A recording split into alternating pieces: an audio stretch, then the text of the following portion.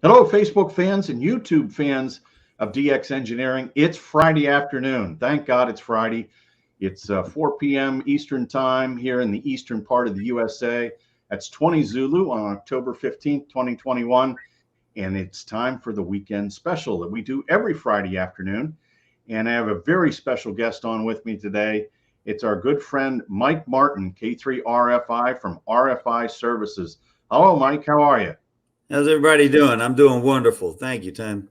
That's great. And Mike, have you ever met a noise that you didn't? Well, I don't think you like the noise, but you've met a lot of noises. Honestly, I think I do like it. It's kind of grown on me over the years. If I didn't like it, I'd be going the other way. Have I ever heard a noise that I didn't like? Or no, actually, I kind of welcome it. I'm in a slightly different position. The only noise I've ever heard I didn't like was the one that was affecting me. So I just bought a new truck and got rid of them all. But no, I got to tell you, I love noise. So I know you've been a professional RFI noise investigator. You've helped a lot of hams. You've helped a lot of utilities. What and I know you probably get lots of emails from hams about noises. Yes, indeed. A lot. And they send you recordings of noises, and yes, very, very hard to figure it out just from a recording, right, Mike? For the most part. I mean, from a recording, I can tell you if it's an inside noise, a Part 15 device, if it's a power line noise. It's hard to diagnose what it is specifically because I'm not there, but I can give them a good push in the right direction. And I get just as many calls from hams as I do from utilities, and vice versa, because they all want to know, is it us or is it them?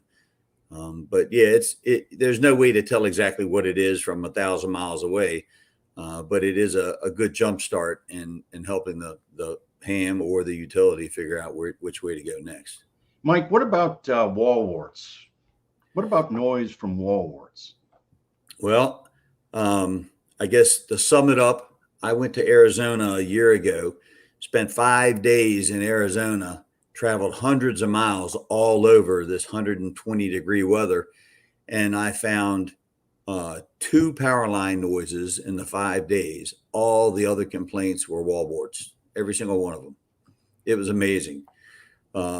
A lot of the houses I went to were solar panel houses, where they had solar systems. And of course, they're blamed for everything because they're the big bad, the big bad wolf.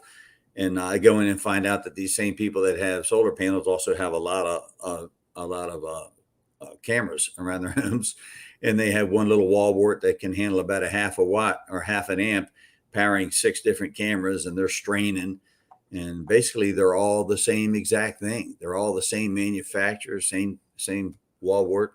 A lot of issues with those. So linear power supplies are the way to go if you want to really, especially in your own home. But it could be your neighbor that has a wall wart, right?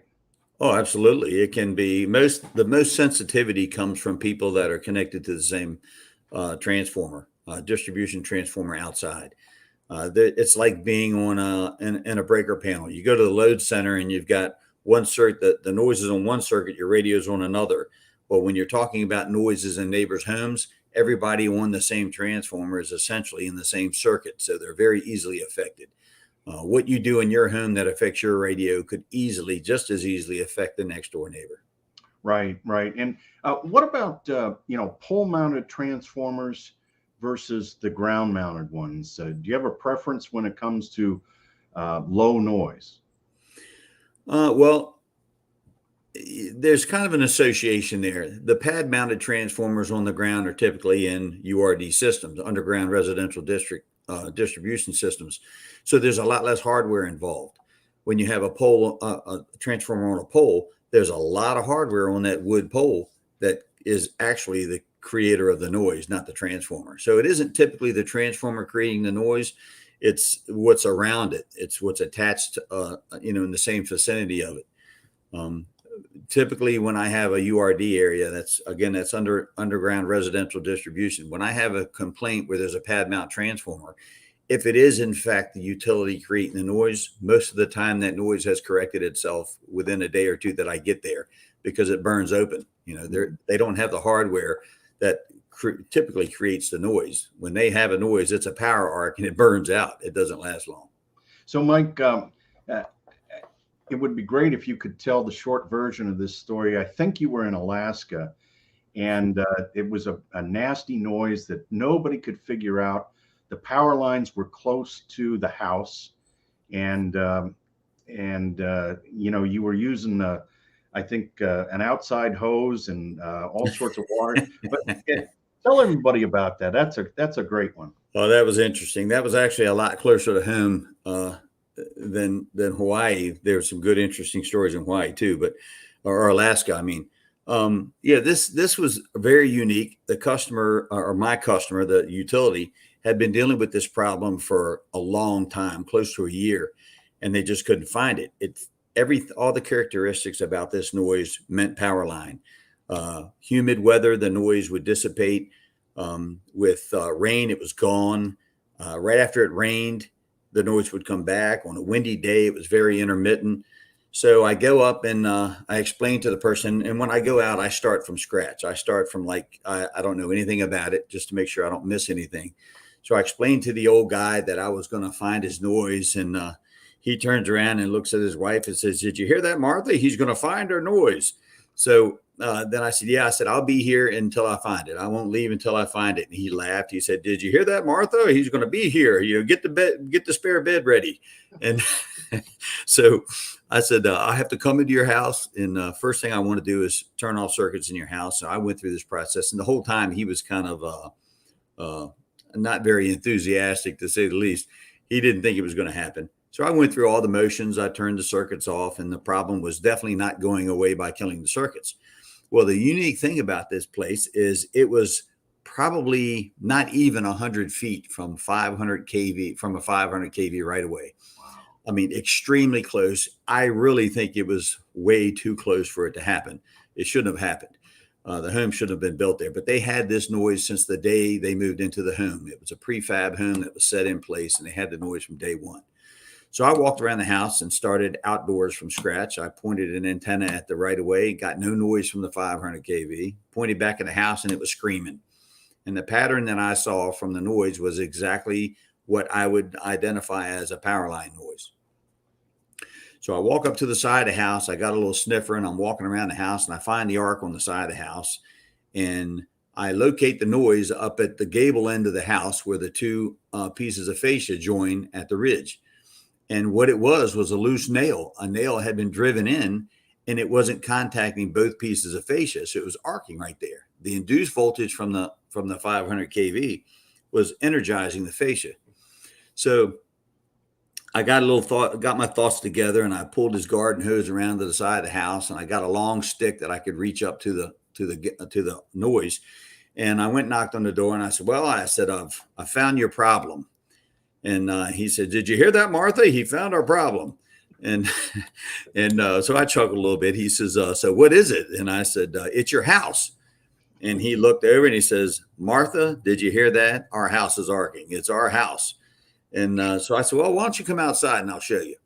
So we walk around to the side, and I take a radio and I set a radio on the handrail of the deck so he could hear the noise. And I said, "Now, this is your noise. This is the same thing you hear inside, right?" He said, "That's right." I said, "Now, you told me that on a windy day, the noise would get intermittent." He says, "Yep, that's right." And I said, "Well, I'm going to make some wind." And he said, "Did you hear that, Martha? He's going to make some wind." So I take my stick and I tapped on the fascia a little bit. The noise was real intermittent. And then his eyes were getting a little brighter. I said, "Now, you told me in the rain that the noise goes away." He said, "Did you hear that, Martha? Now he's going to make it rain." So I reached in, I grabbed the hose, and I squirted the spot, and the noise went away. And he looks at Martha, and I said, "What do you think, Martha? Did I create rain?" So we go back and forth a little bit. And he says, "Well, Mr. Martin, how are you going to make the rain go away? How are you going to make it dry out?" So I took the stick again. I tapped it a few times, and the water went away, and the noise came back on again. But essentially, this was a really valuable lesson because, when you look at these patterns, and I study patterns like anything, like I did for the ham test for my ticket. But I study these patterns, and what this pattern tells you is when there's an arc, it tells you if it's AC, and it tells you the type of surface that the arc is jumping. And I had all those issues on the house. I had a gap, I had induced voltage, I had a rough surface, and everything fit in perfectly. So this company had been showing me these pictures of this noise, and I knew it was a power line noise. Even though it wasn't on the power line or even attached to the power line, it was essentially a power line noise. And I've had several of those. I had one just recently. It was a 345 kV distribution circuit. They told me they knew the noise was on this tower. They gotten this tower out, de-energized this tower. I think he said 2 times to work on the tower. They went over every nut, bolt, and washer on this 345,000 volt tower several times and couldn't fix the problem. So I go up, it's up in Wisconsin. So I go to Wisconsin, and it was just getting dark when I got there. I decided to drive by and look at the site before the next day when I was meeting the guys there. And as soon as I pulled up, I looked up and I knew what it was without even listening to it. There was a street light probably 50 feet from the tower. And I looked up at the street light, and the only thing on the street light, it was a wood pole, a steel bracket, and the circuit from across the street to light the street light. And I looked closer, and I saw the ground was broken on the street light. So the street light ground is touching the pipe that holds the street light, the bracket for the street light, and it was arcing. So when they de-energize the 345, the noise goes away. So again, essentially, it was a power line noise. It was a 345 noise, but just not attached to the structure that the 345 was on. But right. This is a pretty regular thing.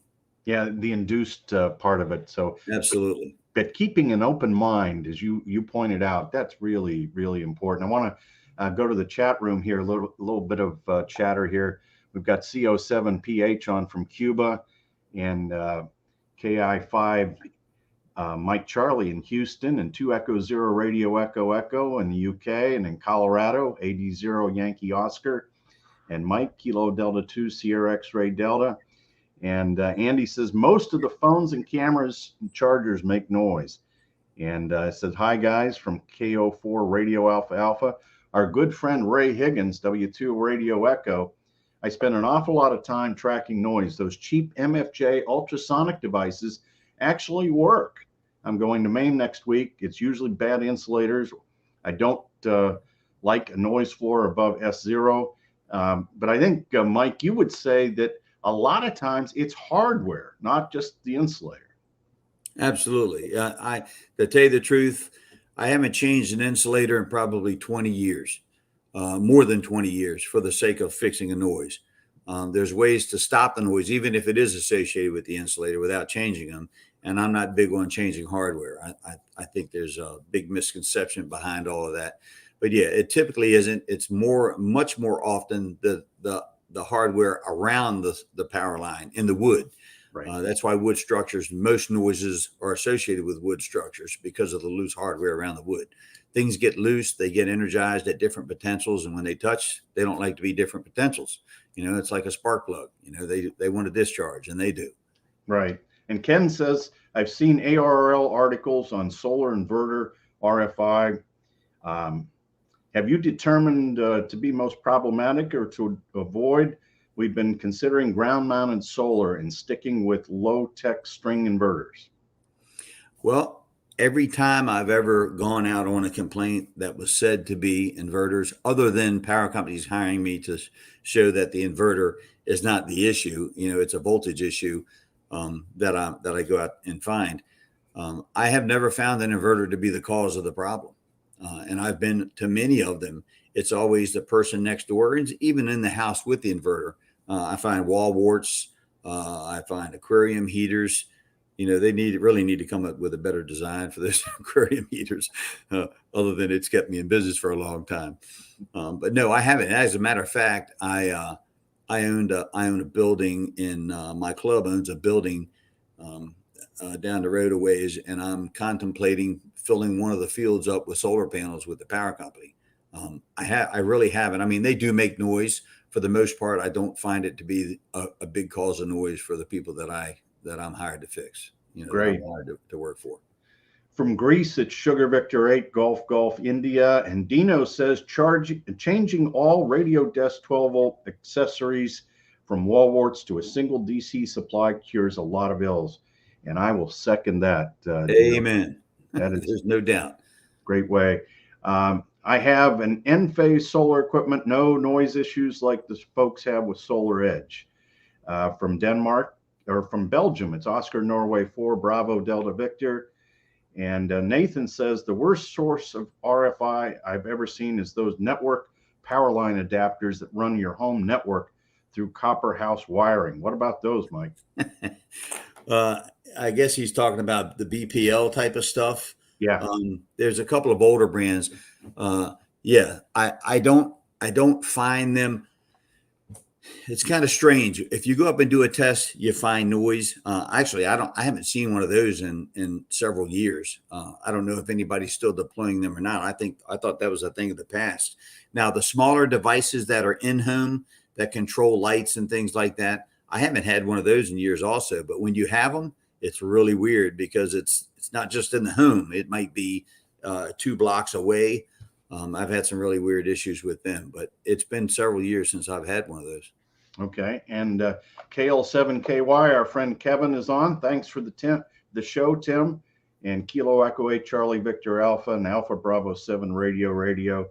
And it's almost impossible to have good and trusty relationships with neighbors in a mile radius. Hands squeezed into rural areas, no neighbors, no social, no emergency. And it's Radio 6 Delta Papa, Quebec from Russia. And Steve says, great story, good chuckle for a Friday. Did you hear that, Martha? And let's see, we've got W3 Lima Alpha Bravo on. Thanks, guys. And John, Kilo Bravo 3 Hotel, great show. Have operated from the Outer Banks seaside pad-mounted transformers. Severe noise gets better when it rains. And Edor says, Alaska hits history made me laugh. Mike's Alaska history made me laugh. And Ted, Kilo 8 November Alpha is on. And Bill, Whiskey Bravo 3 Victor. And Daniel, WA4 Mike Oscar Mike. I have a lot of small vocal children in my neighborhood. Do you have a cure for yard ape noise? Absolutely. Introduce them to ham radio and get them in your backyard. That's right. Putting up antennas. That's right. Fox 5 Radio Alpha Victor is on from France. Whiskey Bravo 7 Mike Lima. And Ken says, thank you from Kilo Charlie 8 Sierra Whiskey Yankee and Kilo Echo 8 Delta Oscar. And Al says, thanks, guys, for information. November 8 Golf Uniform Yankee. NAGUI is part of our local club here, and he's a new ham, and he's all excited, and he's getting on the air, working, guys, Mike. But Mike, it's been great having you on the show here today, and we are going to do this more often with you. I know you're busy. I was very surprised you were able to be here today, but thank you so much. I know, give everybody your website if they want more information. What's your website, Mike? It's real easy, rfiservices.com. rfiservices.com. And there's a lot of helpful information on the website that you've put up there. So it's really nice. Well, take a look at it now, because within a few weeks, it's going to be totally different. I'm redesigning it. I'm going to try to add more helpful things, helpful tips, illustrations, a library of literature that you can get to get good information. It's very, very hard to get good information about RFI, especially tracking it down. There's a lot of bad information.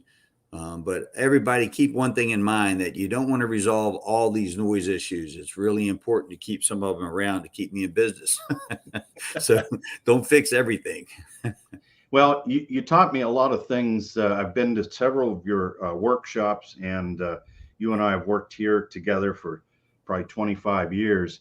And you want to fix the noises that are affecting you. That's there right. are lots of noises out there that don't affect the ham radio operator, right? Yeah, oh, absolutely. And one thing to keep in mind, the demand for your utility to fix everything, to tighten everything, is not usually a good idea. I've done a lot of case studies. I've been hired to show people the right way to do things, and I've watched them do it the way they always do it. And keep in mind a statistic that every pole a lineman goes up that isn't trained to do RFI, the statistic is an average of 2 noises for every pole he works on. So keep in mind, if he's working on the wrong pole, you get 2 noises that didn't help you out at all. And it's really easy to find and fix these noises. I mean, it isn't easy for someone with no experience, but the experience is out there to be taken advantage of. But just be careful when you suggest that something be done. Look at it in the way that if they're wrong, you pay for it. Of course, you don't have to pay for it, but keep that mindset. If you're wrong, are you willing to pay for it? If not, then you're probably not as convinced as you think you are. And every time they go up to work on something, they've worked on something that didn't do any good. And that creates a negative setting and a negative attitude toward the guy that's got to go up in the freezing cold or the hot weather. Be absolutely certain. What I suggest is you suggest to them a pole that may have the source. Let them look there. But don't be the one to tell them that they're wrong, and don't be the one to give them the wrong information, because they don't forget, Right. And you just cannot call up a utility and say, I've got noise. You got to come out here and fix it. That doesn't go over well either. No, it doesn't. You don't want to call them and say, I have arcing on the pole, because what they're going to do is send a lineman out to look for an arc on the pole. And these arcs aren't really arcs. It's more like a spark. It's a low current sparking device. If there's an arc on the pole, you're going to have flickering lights. You're going to have outages. And that's not typically the case. Usually these are very small, low current sparking sources that they won't find when they come out, because it's probably going to be a block away and has nothing to do with your service at all. So if you tell them there's arcing on the line, they're going to come out. They're going to check your neutral. You're going to check the 2 hot legs coming to your house, and then it gets lost. You want to let them know that you have interference to your radio. Tell them you're a licensed radio station. It doesn't always pay to say you're a ham or an amateur radio operator, because amateur to them means amateur. It means somebody that's not professional. And to them, that means you may not know what you're doing. They don't understand all of this stuff. This is all foreign to them. So let them know that you're a licensed radio station. You're having interference from what you believe to be an issue on the power lines. If you call me and send me a recording of the noise, I can say, yes, it's power line. And when you call them, you can say, Mike Martin of RFI Services said this is definitely a power line noise source.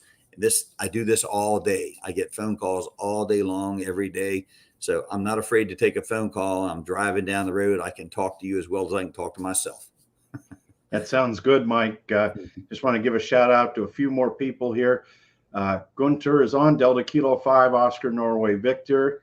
And the ham radio adventure guy, I did an interview with him earlier this week, and it goes live today at 5 o'clock. So look for the ham radio adventure guy on YouTube. And Gordon, KZ3W, says, when I moved to the country, I thought my Kenwood R599 threw up. There was no noise. That's what happens when you move from the city to the country. And could the FCC solve the RFI issues? Yeah, they can, but that is the last resort, the absolute last resort.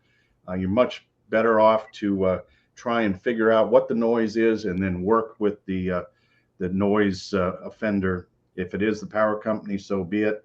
Then there's Mark, November 4 Bravo Charlie Delta from down in Huntsville. Nice to have you on. This really good information and very good presentation from Whiskey Alpha 2 Quebec Yankee Alpha.